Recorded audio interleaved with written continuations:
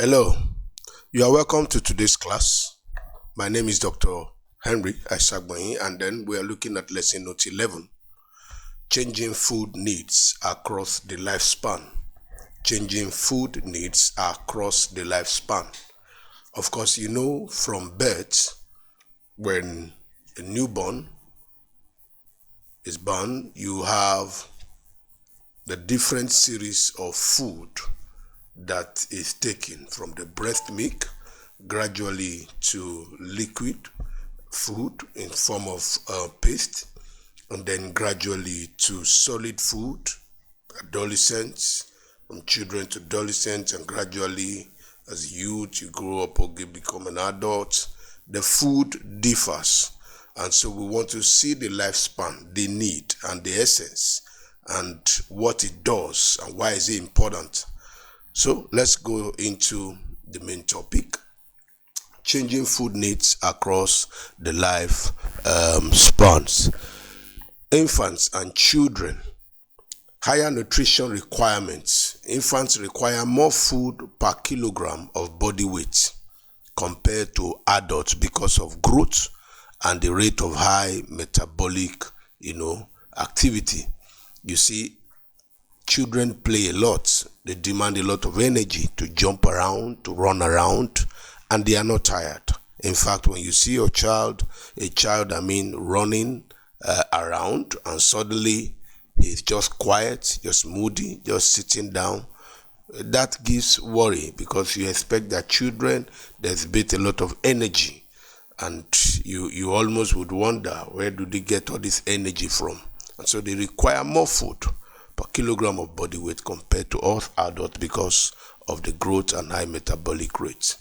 In terms of the energy and protein, in the first year, infants need about 216 kilocalories per kilogram, and that's between 0 to 3 months, to 101 kilocalories between 9 to 12 months per kilogram. And protein requirements usually are high, and that is very simple. I've told you the reason why, because growth is rapid, and you see them growing fast, developing fast.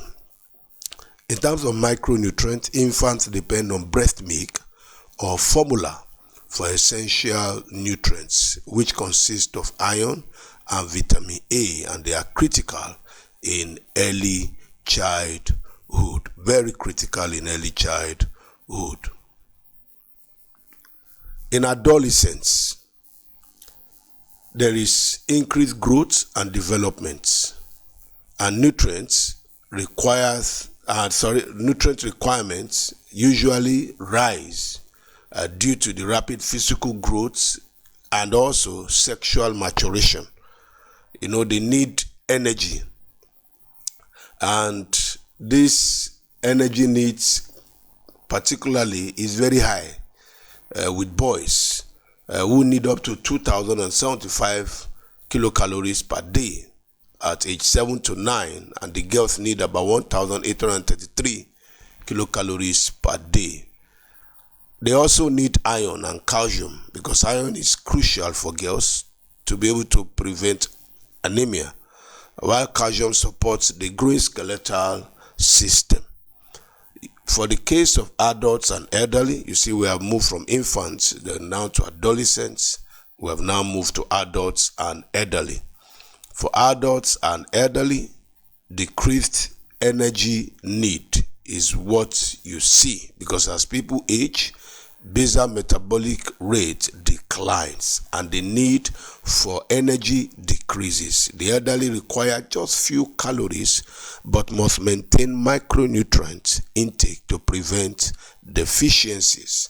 And the focus here is on bone health and muscle mass, because the elderly require more calcium, they require more vitamin D and protein to maintain bone density and prevent muscle loss. So it is very important, as you can see here, that you understand that from infants, baby, toddler, then you see a child at this time 5 to 12 years old, then an adolescent, and gradually becomes an adult, and so on. So it's a nutrition through the lifespan. They don't all eat the same thing. The requirements are not the same. But one thing you must bear in mind is that by the time we get to the adult and elderly stage, at that point, the BMR declines, and the need for energy compared to the first three stages, two stages, are no longer the same. In fact, it declines, and the elderly require just few calories to eat less, but nevertheless, the micronutrients must be kept intact so that they don't have a form of deficiency in any way. So their concentration is on their bone health, taking more calcium and vitamin D, and also their muscle mass. So little exercises are also required to move around from one point to another. So this is very important, and by this we have come to the end of the lecture on changing foods needs across lifespan. So we have seen for infants and children where the need is very high, and then we have seen for adolescents as it progresses, and we have seen adults and elderly. I will advise that you read your textbook on this area as well to get one or two information, and also be prepared to do your assignments as well. Lest I forget, for the adult, I've already told you that energy requirements stabilize but vary with activity level, because some adults still do one or two activities. And so the focus is on balanced intake of macronutrients and the micronutrients.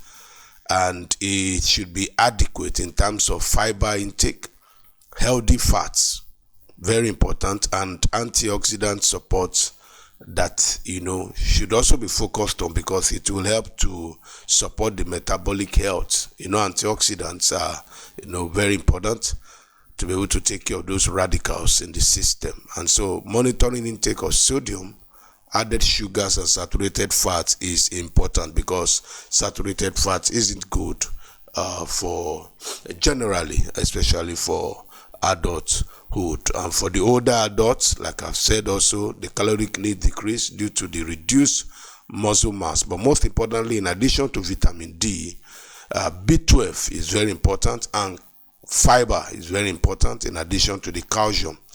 And for older adults, it is important that they keep hydrating and managing chronic conditions through diet.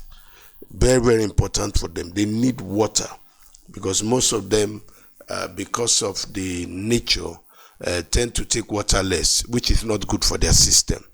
And so in conclusion, let me say that nutritional requirements are dynamic throughout the life stage specifically, and we also see that adapting dietary patterns to life stages enhances health outcomes. Yes, indeed, it enhances health outcomes, and early and consistent healthy eating habits will lay the foundation for lifelong well-being. So it's important that through these stages they eat properly, and they take in the necessary lifestyle attitude, which will help in nutritional basis throughout the lifespan. So I'll see you in the next class. Thank you very much.